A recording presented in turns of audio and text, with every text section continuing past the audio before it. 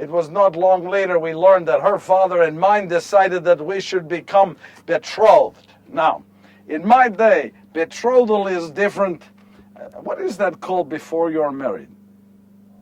When you all come together, you are engaged. Yes, it's much different than engaged. You get engaged today. In my day, it was betrothal. When you were betrothed in my day, you were married. It's a contract of marriage. And a betrothal lasts 1 year's time. At the end of the 1 year, there is a celebration. The men gather together. They go as a group of men to the woman's house. They take the woman back to the man's house. And there is this celebration for 1 week's time, and then you are married. That's much different, I think, than your engagement, yes?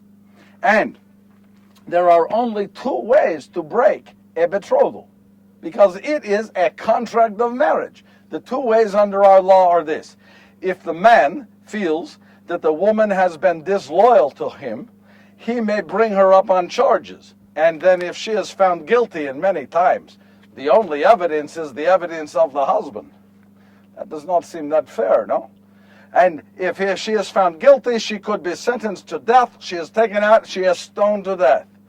The only other way in our law to break the contract of marriage and get a writ of divorcement is if the man and the woman decide together that they would like to have the writ of divorcement and go their separate ways. They go and find 2 witnesses, friends of theirs, and they bring the witnesses together. They explain why they want to go their separate ways, and the witnesses then grant this writ of divorcement. Only 2 ways under our law. Much different, I think, than your engagement, yes? Well, Mary and I were betrothed, and it was not long after we were betrothed that Mary came to me. And she said to me, Joseph, she says, I need to speak with you. And I said, yes, Mary, speak to me. She said, no, I need to speak to you privately. She said, let us go to our place. Mary and I had a place. Do people today who are in love with each other have a place of their own? I suspect they do. Mary and I did. It was up on the side of the rocks. And from where we were there on the side of the rocks, we believed that we could see all of Galilee from there. We could see to the ends of Galilee, and we used to sit up there by ourselves. You see, when you are betrothed, you were not allowed to be alone. There was always a chaperone that was to go with you. But Mary and I, we knew how to get away. And we would go to our place on the rocks, and we would sit up there, and we would talk for hours about our life together, our love for each other, and the life we would have together. So Mary said to me, she says, Joseph, let us please go up under the rocks. I need to go to our place, and I need to talk with you. I said, yes, Mary. So we made our way up onto the rocks, and we finally got to our place. And I noticed that Mary was standing up and she was sitting down. She was standing and she was sitting. And I said, Mary, what is wrong? You are so nervous. She said, I don't even know how to begin to tell you this. I said, Mary, there is nothing you can say that will change my love for you. I love you more than my own life. Just tell me what it is. And she said this. She said, Joseph, I am with child. Well, I looked at her and I was astounded, but I knew one thing, that if she was truly with child, she would not be that way of her own accord. She would not have shamed herself, her father, her mother, or me for that matter. She would not have done this. I knew Mary. So I asked her, I said, was it one of the Romans? You see, in my day, we were controlled by Rome, and the Roman soldiers were known to have their way with the young Jewish girls. So I said to her, I said, was it one of the Romans? Did they attack you? Did they rape you? And she said, Joseph, I can tell you this, I have been with no man. Well, I looked at her and I said, Mary, I do not understand. And she said, I can tell you only this, Joseph, I had a vision. And in my vision, heavenly beings, they appeared to me. And they said that I was carrying a child of the heavens. But I looked at her and I said this. I said, Mary, I know one thing. You are not lying because you cannot lie. It is not you. So I know you are telling me the truth, but I don't understand. I need to go home. I need to pray. You see, I was raised by my father to pray at all times. You pray at good times. You pray at bad times. You ask God for direction in your life.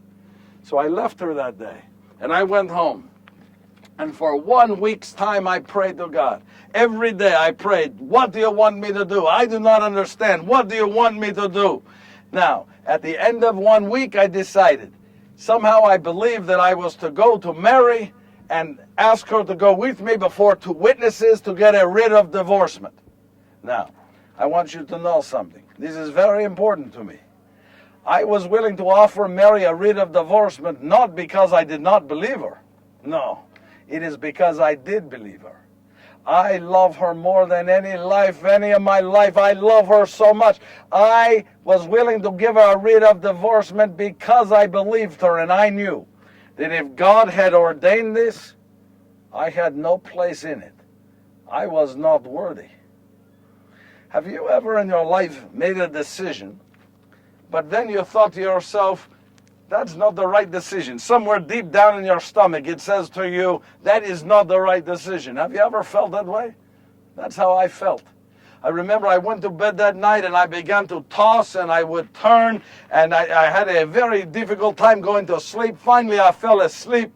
And then, while I was asleep, I had a vision of my own, and it was not dissimilar to hers.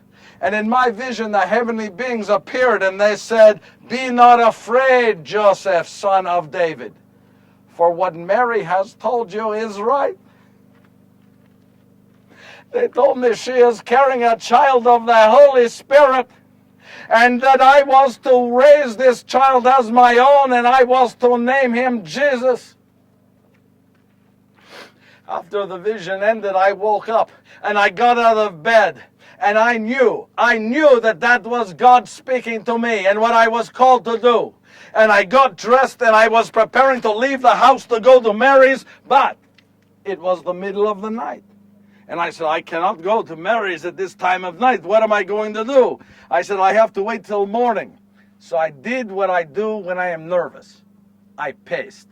Back and forth, I paced in my room. My room is very small, from here to there. So back and forth for hours, I was pacing right next to my bed, pacing. And finally, at the first light, I ran to Mary's house.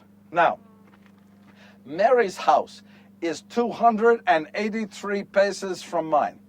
Yes, I know this because we as children, we count. We knew how many paces it was to all of our friends' house. We knew. That's what children do. You have fun, you count, you play the games. So Mary was 283 paces from me. Now, I made it this morning in less than 100. I was so excited to get there. I ran to her house.